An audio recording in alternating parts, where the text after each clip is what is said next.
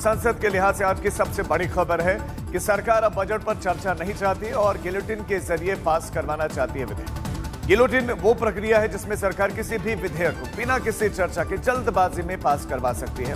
कांग्रेस और बीजेपी अपने सांसदों को आज व्हिप जारी कर चुके हैं। कांग्रेस का मानना है कि सरकार चर्चा से भाग रही है। जब सरकार किसी विधेयक को जल्दी से पारित करवाना चाहती है तब इसका इस्तेमाल किया जाता है।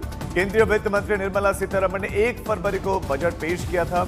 अगर गिलोटिन प्रक्रिया से बजट पास होता है तो फिर संसद में हंगामा एक बार फिर आज हो सकता है।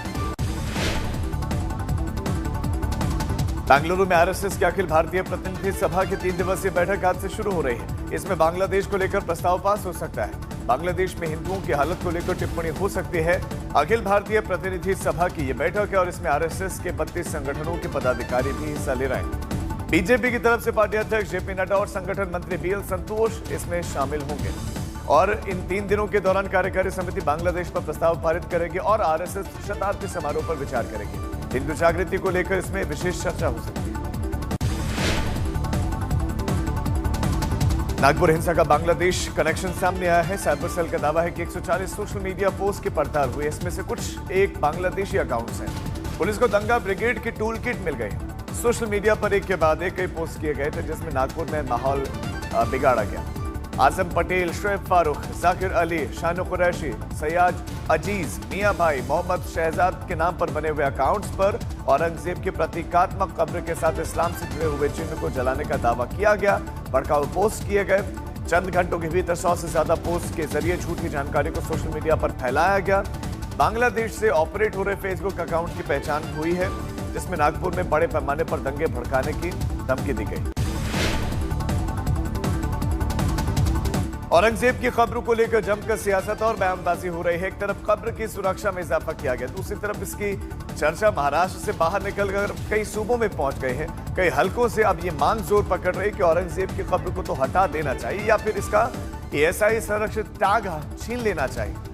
विश्व हिंदू परिषद और बजरंग दल मिलकर कब्र को हटाने की मांग उठा रहे हैं।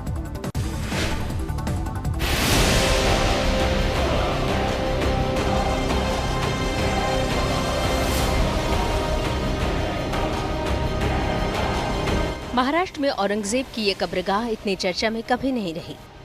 पूरे 300 बरस के बाद औरंगजेब सियासत के केंद्र में है। अबू आजमी के औरंगजेब की तारीफ से शुरू हुआ ये विवाद अब काफी तूल पकड़ चुका है। इसकी वजह से नागपुर में माहौल खराब हो चुका है और अब बयानों की तीखी जंग जारी है। अब इसमें यूपी के फायर ब्रांड सीएम योगी भी कूद पड़े हैं। योगी कहते हैं कि जो भी आक्रांताओं का महिमा मंडन करेगा वो देशद्रोही कहलाएगा।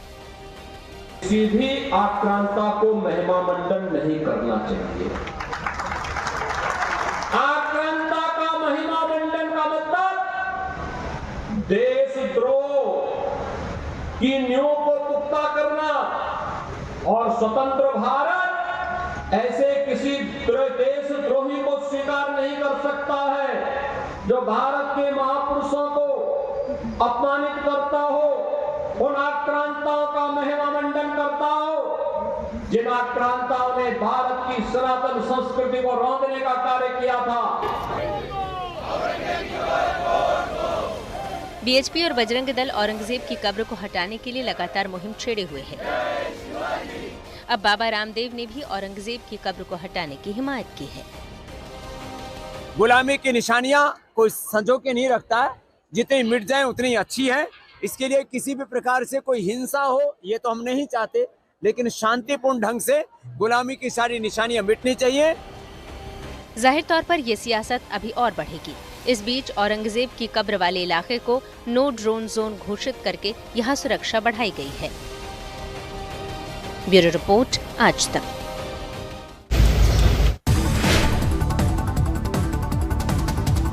उत्तराखंड सरकार ने 110 अवैध मदरसों को सील किया है। गुरुवार को प्रशासन ने उधम सिंह नगर में 16, हरिद्वार में 2 मदरसों को सील किया और इसके साथ ही अब इस पूरे प्रदेश में 110 मदरसों पर ताले लगाए जा चुके हैं। ये मदरसे पुलिस प्रशासन द्वारा चलाए गए सत्यापन अभियान में अवैध पाए गए। इसमें सबसे पहले उधम सिंह नगर के खटीमा इलाके में 9 मदरसों को सील किया गया। इस कार्रवाई के बाद मुस्लिम समाज ने विरोध जताया। उनका कहना है कि इन मदरसों को बिना नोटिस और जवाब दिए अचानक सील कर दिया गया, जो कि उनके मुताबिक सही नहीं है। सरकारी दावों के मुताबिक राज्य में लगभग 500 अवैध मदरसे हो सकते हैं, जिनके खिलाफ ये कार्रवाई जारी रहेगी।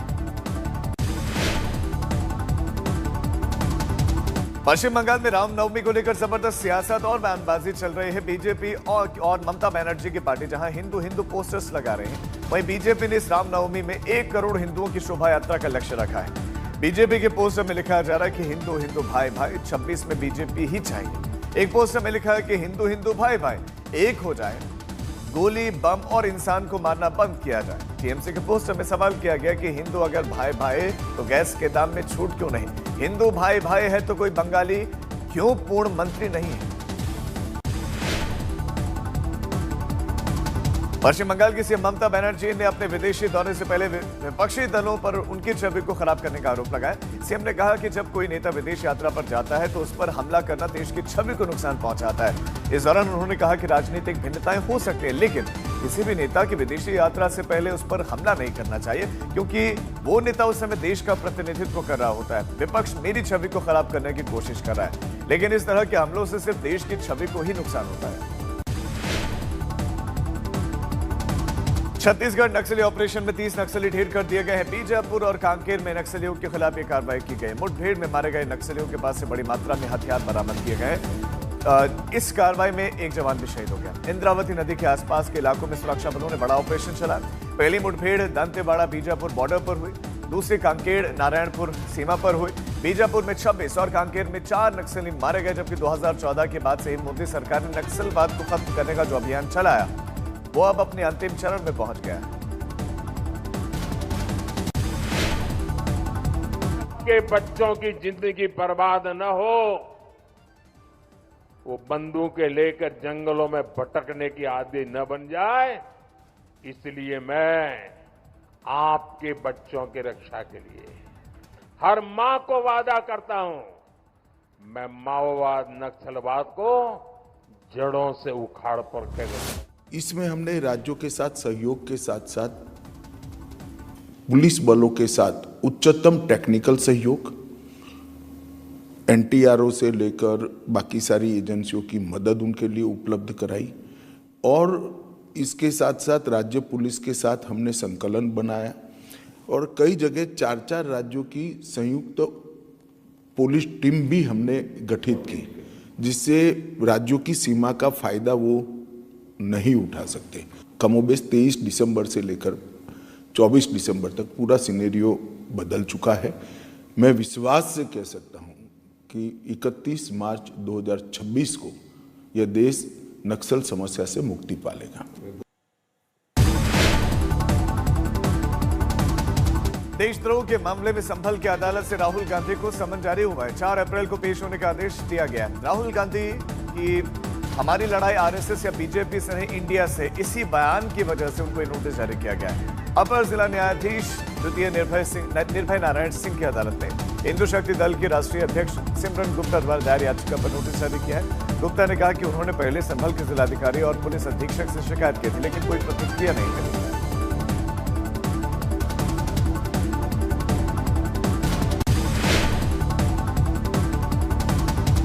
बिहार में नीतीश के एक वीडियो को लेकर सियासत सुलझ गई है। राष्ट्रगान के दौरान बिहार के अधिकारी के साथ नीतीश कुमार हंसी ठिठोली करते दिखे। इसको लेकर विवाद हो गया। तेजस्वी स्पीकर लालू यादव ने राष्ट्रगान के अपमान का आरोप लगाया। वीडियो वायरल हो गया है। राष्ट्रगान के दौरान नीतीश कुमार के साथ में अधिकारी खड़े हैं, लेकिन वो बात करने लगते हैं, हंसने लगते हैं। इस दौरान उनके अजीबोगरीब इशारे भी सभी को हैरान कर रहे हैं। इस घटना के बाद से आरजेडी प्रमुख लालू प्रसाद यादव और बिहार विधानसभा में नेता प्रतिपक्ष तेजस्वी यादव ने उन पर निशाना साधा। पटना में सेप कटकरा वर्ल्ड कप 2025 के उद्घाटन समारोह के दौरान मुख्यमंत्री नीतीश कुमार के साथ कई मंत्री, कई सीनियर अधिकारी भी पहुंचे थे। उसी दौरान ये घटना हुई।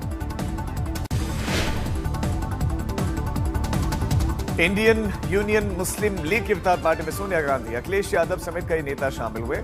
इफ्तार पार्टी में कांग्रेस और समाजवादी पार्टी के प्रमुख नेताओं की शिरकत हुई। सोनिया गांधी, मल्लिकार्जुन खड़गे, अखिलेश यादव और जया बच्चन समेत कई दिग्गज नेता इस पार्टी में शामिल हुए। सोनिया और अखिलेश यादव एक ही टेबल पर बैठे नजर आए। शशि थरूर ने कहा कि इंडियन यूनियन मुस्लिम लीग हमारी सहयोगी है और संसद के ऊपरी और निचले सदन में उनकी बहुत मजबूत उपस्थिति है। उधर पाकिस्तानी उच्चायोग की इफ्तार पार्टी में भी कई भारतीय राजनेताओं की शिरकत हुई।